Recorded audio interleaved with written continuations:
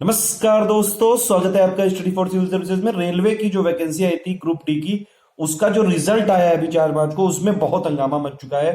उसके बारे में पूरी चर्चा करेंगे, क्या क्या चीजें होती है, नॉर्मलाइजेशन क्या क्या होता है, अभी हुआ क्या क्या और कितने कितने लोगों के मार्क्स बढ़ गए हैं, ऐसा हुआ क्यों है और अब क्या किया जा सकता है, सब कुछ शुरू से बात करते हैं। 2018 में वैकेंसी आई थी रेलवे की 62,000 से ज्यादा।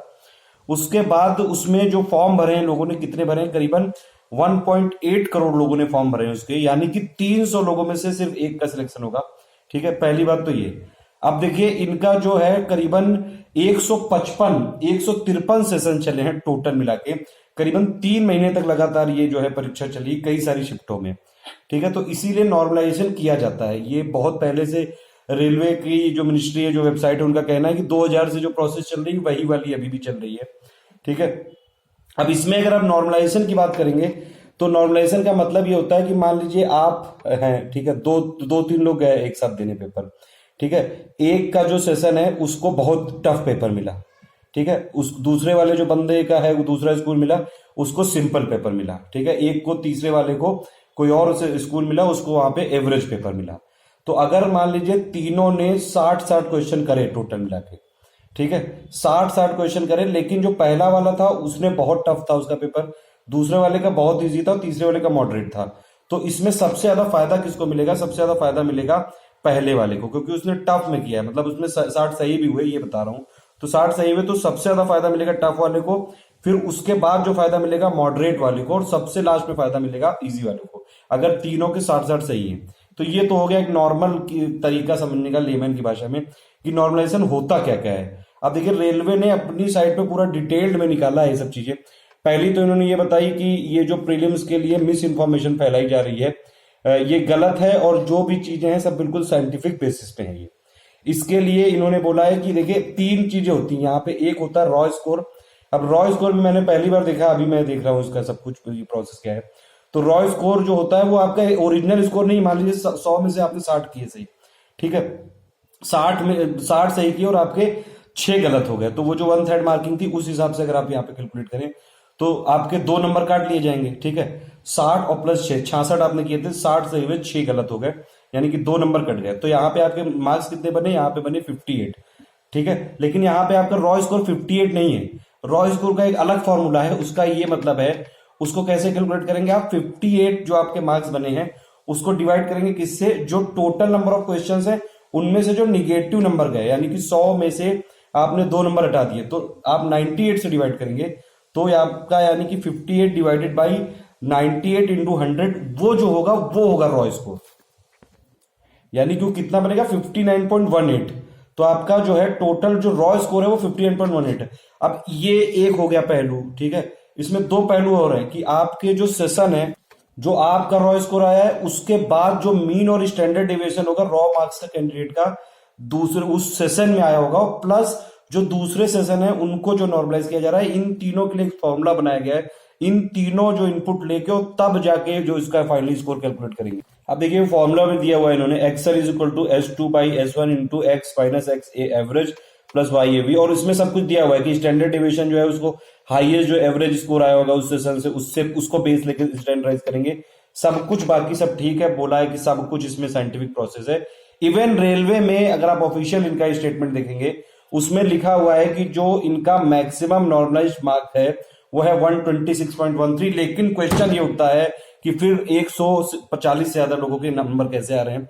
मेरे पास भी कुछ लोगों ने बहुत सारे स्क्रीनशॉट भेजे थे, मैं बिजी था, अभी मैंने देखा। तो ये मुद्दा मतलब बहुत गंभीर है ये मुद्दा, और लोगों के तो 150 नंबर आ रहे हैं। 150 नंबर कैसे आ रहे हैं?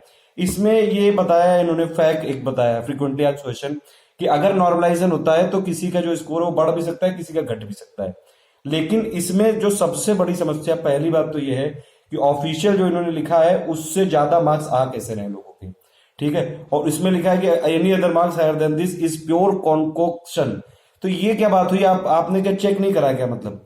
तो इसमें जो है नॉर्मलाइजेशन के नाम पे ये पता नहीं क्या हो रहा है, ये गड़बड़ी तो पक्का हुई है इसमें, और आरआरबी का जो रिजल्ट है फिर से आना चाहिए, ये बात तो है। और दूसरी बात है, अगर रेलवे मतलब कह रहा है जैसे कि फेयर हुआ है अगर सब प्रोसेस, तो आप एक काम कर दीजिए ना, फिर थोड़ा सा ट्रांसपेरेंट हो जाइए, और जो भी रॉ मार्क्स हैं और मास्टर जो आपके आंसर की थी वो आप पूरा पब्लिकली शो करिए। प्लस जो स्टैंडर्ड डेविएशन और मीन है हर सेशन का आप वहां पे करिए। और प्लस जो स्टैंडर्ड डेविएशन और मीन है जो सभी सेशन का वो आपको करना पड़ेगा। जो भी फॉर्मूले में टर्म्स यूज हुए वो अगर आप कर दीजिए तो जो स्टूडेंट है वो खुद कैलकुलेट करके अपना निकाल लेंगे। तो थोड़ी सी ट्रांसपेरेंसी यहाँ पे होनी चाहिए। लेकिन मतलब अगर मान लीजिए नॉर्मलाइजेशन जो प्रोसेस होता है तो ये तो ठीक है कि अगर मान लीजिए जो दो एक एग्जांपल से समझाता हूँ। मान लीजिए एक टफ शिफ्ट थी और एक सिंपल शिफ्ट थी। तो सिंपल शिफ्ट वाले ने मान लीजिए 70-80 क्वेश्चन कर लिए, लेकिन टफ वाले ने भी अगर कर लिए तो इसमें तो एक ये भी बात होती है ना कि अगर कोई भी टफ में भी जाएगा तो कितना टफ होगा। और ये टफ और सिंपल का लेवल बता कौन रहा है, ये तो रिलेटिव हो रहा है ना सब कुछ। मतलब कोई ऐसा कोई बेंचमार्क है क्या, कोई स्टैंडर्ड है, कोई बुक है क्या आपके पास कि आप वहां से डिसाइड कर रहे हो कि ये इजी है ये टफ है। ये टफ इजी क्या होता है, आप सारे क्वेश्चन के टफ रखते हैं ना। तो ये जो चीज है ये मतलब मुझे तो लगता है ये प्रोसेस ही गलत है। ये बिल्कुल ऐसा होना ही नहीं चाहिए। अब इसको आप ऐसे भी समझ सकते हैं, मान लीजिए कोई इजी शिफ्ट वाला है उसमें 100 में से 100 कर दिए, और जो टफ शिफ्ट वाला है उसने 100 में से 70 किए, तो वो वाला जो है बंदा या बंदी वो हो जाएगा सिलेक्ट। जो इजी वाला है वो नहीं हो पाएगा, जबकि वो पूरा कर सकता था। ठीक है, 100 में अगर उसने 100 करे हैं, एक एग्जाम्पल के तौर पे बता रहा हूं मैं, मान लीजिए 95 करे हैं, तो उसका जो परफॉर्मेंस है वो बेटर है ना। अब ये कह रहा हो आप कि ये इजी वाले ने किया, ये हार्ड वाले ने किया है, ये टफ वाले ने किया, तो ये कहाँ से ये रिलेटिव है ये सब चीजें ना। या तो नॉर्मलाइजेशन की प्रोसेस ऐसी होनी चाहिए कि बिल्कुल सबको साथ लेके चले। अब उसमें भी इतना एक रॉ स्कोर होना चाहिए, फिर उसका एक हाईएस्ट स्कोर से स्टैंडर्ड डिवीजन लोगे, फिर उसका बाकी सब सेशन से लोगे। तो आप एक काम करिए ना, आप ट्रांसपेरेंट होके जो स्टूडेंट के स्कोर हैं उनको सारा वो डेटा दीजिए कि वो लोग अपना स्कोर खुद कैलकुलेट कर सकें, तब तो बात होगी। और दूसरी बात ये भी कि मतलब ये तो किस्मत की बात है। अगर मान लीजिए ये तो मतलब प्योरली लक हो गया, फिर इसमें टैलेंट वाला ये कंपटीशन किस लिए हो रहा है, फिर मुझे तो ये समझ नहीं आ रहा है। अगर कोई बंदा ऐसा है या बंदी ऐसी है उसको सब कुछ पता है, पूरी उसकी तैयारी है, अगर उसका इजी वाला शिफ्ट पड़ गया तो उसकी क्या गलती है इसमें। ठीक है, ये कौन सी बात हो गई, मतलब ये तो कोई बात ही नहीं हुई।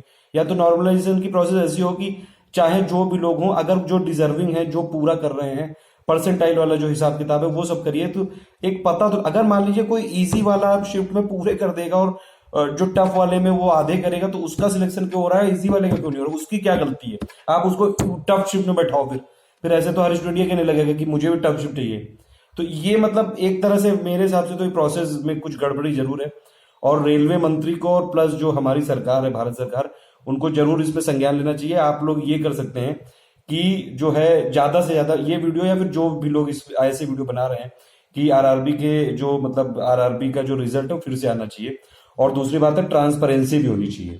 अगर आपने ये स्कोर किया है तो आप पूरी चीजें वो इनपुट दीजिए, रॉ स्कोर और प्लस जो भी स्टैंडर्ड डेविएशन है, जो हाईएस्ट स्कोर है, सब कुछ आप दीजिए, जारी करिए ना, पूरा पूरा का पूरा जारी करिए कि कैसे लोग खुद अपना कैलकुलेट कर लेंगे फिर जो भी है चीजें। और ये मतलब ये मुझे तो लग रहा है कि इसमें पता नहीं धांधली हुई है कि नहीं, गड़बड़ी नॉर्मलाइजेशन, क्योंकि अब वो उन्होंने ये स्कोर दे दिया है थोड़ा थोड़ा, अब उसमें मान लीजिए किसी का बढ़ा दिया गया हो या घटा दिया गया हो, इसमें कैसे पता लगाया जाएगा। तो प्रोसेस तो ट्रांसपेरेंट है ही नहीं है। या तो ऐसा ऐसा कुछ होता नॉर्मलाइजेशन की मतलब किसी के अगर 50 में से मान लीजिए 60 हो गए, बहुत ज्यादा हो गए 60 हो गए, तो तब तो बात समझ में आती है। अगर किसी के 50 में से 90 100 डबल डबल नंबर हो रहे हैं, 140 नंबर आ रहे हैं, किसी के 150 नंबर आ रहे हैं, इवन कुछ लोग के तो स्क्रीनशॉट ऐसे हैं कि 999 नंबर आ रहे हैं।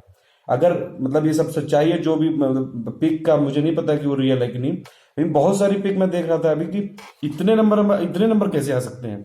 तो ये बिल्कुल गलत बात है। और जो ये 60,000 वैकेंसी, एक और चीज है वैसे गुड न्यूज कि रेलवे ने बोला है, इसमें ऑफिशियल नोटिफिकेशन में लिखा है कि रेलवे अभी 2 लाख वैकेंसी और निकालने आ रही है, तो करीबन 3-4 लाख वैकेंसी है रेलवे में।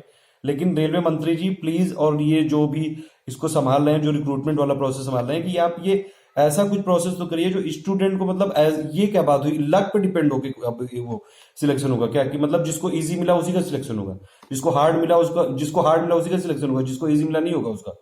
तो ये प्योरली जो लक वाली चीज है, अगर नॉर्मलाइजेशन प्रोसेस ऐसी होनी चाहिए कि ये लक वाला फैक्टर नहीं रहना चाहिए।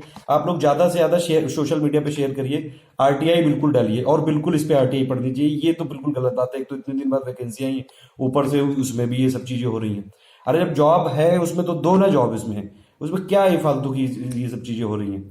तो ये है, और मेरे हिसाब से तो आरआरबी का रिजल्ट बिल्कुल रद्द होना चाहिए।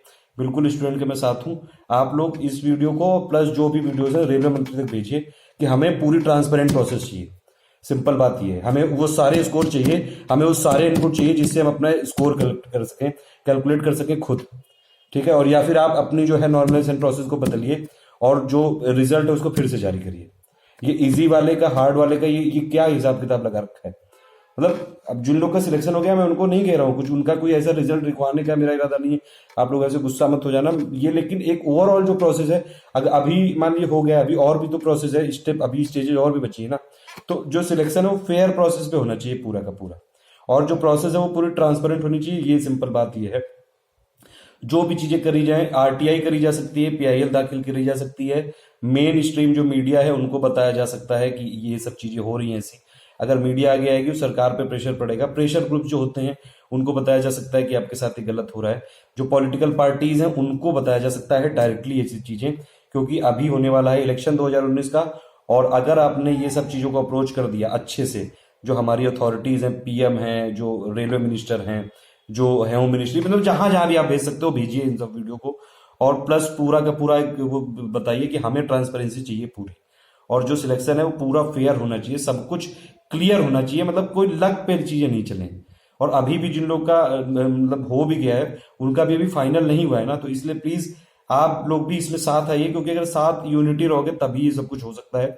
वरना अभी मान लीजिए पहली स्टेज में हो गया और दूसरी स्टेज में आप निकल गए तो इसीलिए उन लोग के साथ रहना जरूरी है जिन लोग का नहीं हुआ है, उनकी स्ट्रेंथ बहुत ज्यादा है ये। ठीक है, तो प्लीज आप लोग एक साथ रह के और इस पे कुछ ना कुछ मूवमेंट जरूर होना चाहिए कि पहले या तो आरआरबी की वैकेंसी आप ये बता दीजिए कि नहीं है, मतलब फालतू में ऐसे मत करिए ये। और अगर करना है तो रिजल्ट फेयर होना चाहिए, बिल्कुल प्रोसेस वाला होना चाहिए, ट्रांसपेरेंट होना चाहिए। और अगर आप कह रहे हो कि ये सब सिस्टम सही है, बहुत साइंटिफिक है, उसमें लिखा हुआ है बहुत साइंटिफिक है, मिस इन्फॉर्मेशन फैलाई जा रही है, अरे 2 3 4 5 नंबर का तो करा जा सकता है, 10 नंबर तक का, ये 50 50 नंबर जो बढ़ रहे हैं ये मतलब तो बात हजम नहीं हो रही है, मुझे तो बिल्कुल नहीं हजम हुई। और कई लोग मतलब बोल तो रहते हैं, मैं सोचा था इस पे क्या वीडियो बनाऊं, लेकिन देखा मैंने अभी स्थिति तो बड़ी गंभीर स्थिति है ये, इस पे सरकार को जरूर इसमें संज्ञान लेना चाहिए।